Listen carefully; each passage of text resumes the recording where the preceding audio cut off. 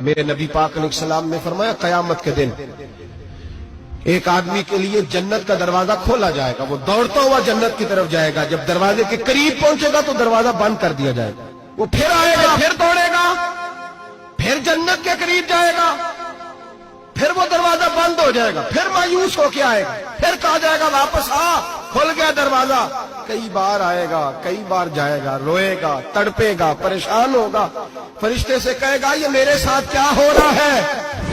تو وہ فرشتہ کہے گا وہی ہو رہا ہے جو دنیا میں تو اللہ کے بندوں کے ساتھ کرتا تھا، تو لوگوں کے مذاق اڑاتا تھا، بوڑھوں کا مذاق اڑائے، بیماروں کا مذاق اڑائے، غریبوں کا مذاق اڑائے، وہ سمجھدار ہے؟